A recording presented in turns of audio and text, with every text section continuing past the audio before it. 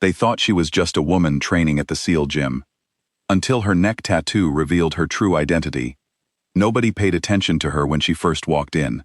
That's the honest truth. The gym at the Naval Amphibious Base in Coronado, California, is not the kind of place where people stare at strangers for too long. The men there have their own routines, their own weights to lift, their own miles to run. And on a cold Tuesday morning in early 2019, when a woman in her mid-40s walked through the door with nothing but a duffel bag and a water bottle, not one person in that room gave her a second look. She signed in quietly. She found a rack near the back. She warmed up without speaking to anyone. Nobody asked who she was, and she didn't volunteer the information. She just started training. She looked ordinary, in the way that people who are truly extraordinary often do. She wasn't trying to impress anyone. No bright gear, no loud music leaking from her headphones, no glances around the room to see if anyone was watching. She wore a plain black compression shirt with long sleeves, dark pants, her hair pulled back tightly.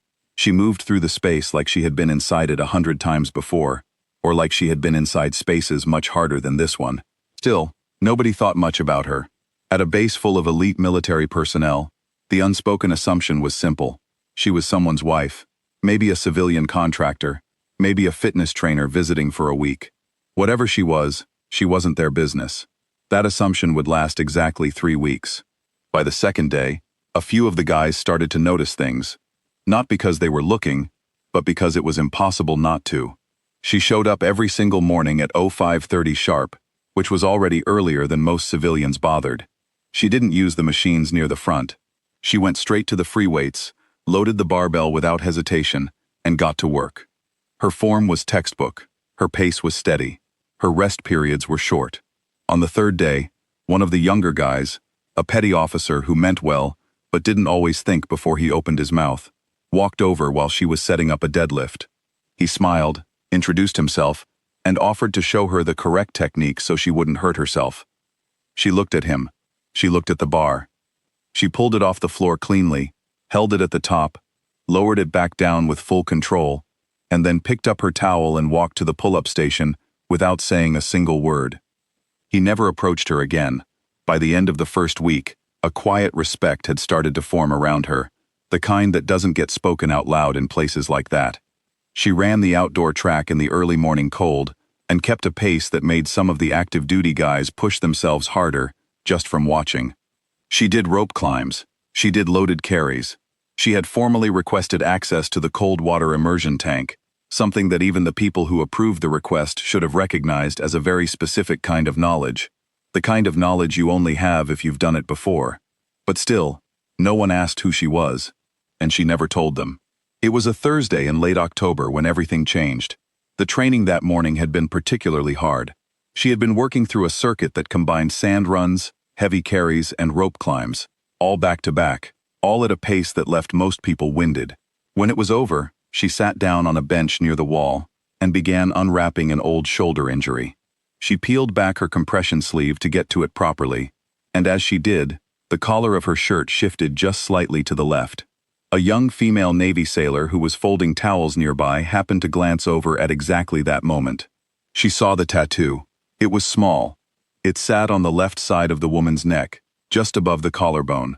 3 elements: a Naval Special Warfare trident, a number, and a set of initials, all rendered simply in black ink, no shading, no decoration.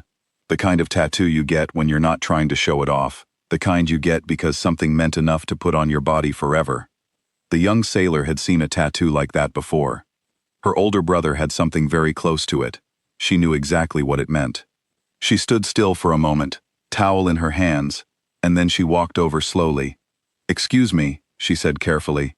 Is that a trident?" The woman looked up from her shoulder. She didn't seem surprised by the question. She didn't seem embarrassed or caught off guard. She just looked at the young sailor with a calm, steady expression, the kind of look that comes from years of learning how to stay composed when the world is falling apart around you. "They don't really call us that," she said simply, and went back to wrapping her shoulder. That sentence, 6 words, hit the young sailor like a freight train. Us. She went directly to her master chief. He was a 28-year veteran, the kind of man who did not rattle easily and did not say things he didn't mean. When the young sailor told him what she had seen and what had been said, He went quiet. He looked out the window of his office for a long moment. Then he said a name. It was a name he had heard years ago, in passing, from people who did not say names casually. The kind of name that gets passed around in very small circles, never loudly, always with a particular weight behind it. He knew who she was. Her name was Chief Petty Officer, retired, and she had spent 22 years in the United States Navy. The last 9 of those years had been spent in a role so embedded within Naval Special Warfare operations that most of the men currently lifting weights in that gym would never have the clearance level to even read a summary of her service record. She was not a SEAL. Women were not permitted to hold that designation during the years she served. But she had gone where they went. She had deployed alongside them in Afghanistan, in Iraq, and in at least 3 other locations that were still not publicly acknowledged. She had been in situations that no official report ever fully described. She had been wounded once. That shoulder she still wrapped every morning was the permanent reminder. She had helped carry men out of places where the only goal was to make sure everyone who went in also came out. The trident on her neck was not an official designation. It had been inked on her in a small tattoo shop near Bagram Airfield in 2009 by an operator she had served alongside. He told her, the night they got back from a mission that should have gone worse than it did, that she had earned the right to wear it more than half the men he knew who actually had the pin. She had tried to argue with him. He hadn't let her. She had worn long sleeves ever since. Not because she was ashamed. Because the tattoo was hers, between her and the people who had been there, and she had never felt the need to explain it to anyone who wasn't. Within 48 hours of the young sailor's conversation with the Master Chief, the atmosphere inside that gym had quietly, completely changed. There was no announcement. Nobody gathered around her. Nobody asked her for stories or shook her hand or made a speech. That is not how things work in that world. But the shift was real, and it was visible to anyone paying attention. The rack she preferred near the back wall was always clear when she arrived. The guys who had barely glanced at her before now held doors, stepped aside without being asked, gave small nods in the hallway that meant something specific, even if no words were attached. One veteran operator, 4 deployments, not known for being generous, left a protein bar on top of her duffel bag one morning, without a word or an explanation. She noticed every single one of these things. She said nothing about any of them. She trained. A few days later, the young sailor sat down with her in the small break room next to the gym. She had been working up the courage for days, and finally decided to just say the things she wanted to say. "Why are you still training here?" she asked. "You're retired." The woman held her coffee cup with both hands, and thought about the question like it deserved a real answer. "Because I still can," she said, "and because the day I stop is the day I decide I'm done." "I haven't decided that yet." The young sailor nodded. Then she asked the question she had actually come to ask. "Were you ever scared, out there?" The woman looked at the wall across from her. There was a long pause. Not the kind of pause where someone is gathering courage, but the kind where they are being careful to be accurate. "Every single time," she said. "The ones who weren't scared were the ones I kept my eye on." What the young sailors and the operators in that gym didn't know, what only the base commander and 2 senior officers knew, was that she wasn't there just to train. She had been quietly contracted by a defense consulting group to build a training framework.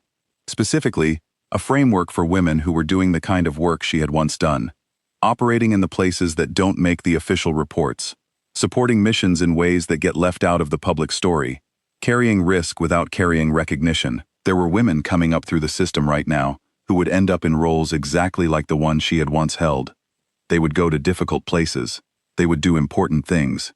And when they came back, the structure that existed around them would still not be built to see them properly. She was there to change that.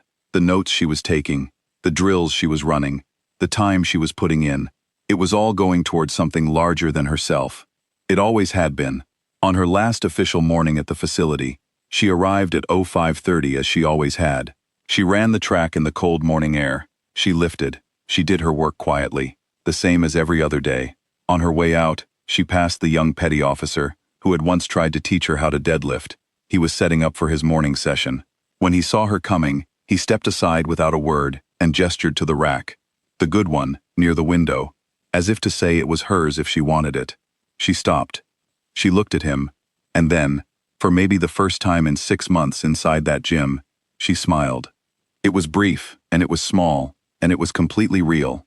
Then she picked up her bag, walked out into the California morning with her long sleeves down and her collar up, and she didn't look back. She never needed to. The tattoo on her neck had never been about being seen. It had always been about knowing. When no one was watching, when no one was clapping, when no one even knew she was there, exactly who she was and what she had done. Some people carry their whole story on the surface for everyone to read. She kept hers tucked just below the collar, and the people who needed to know had figured it out just fine.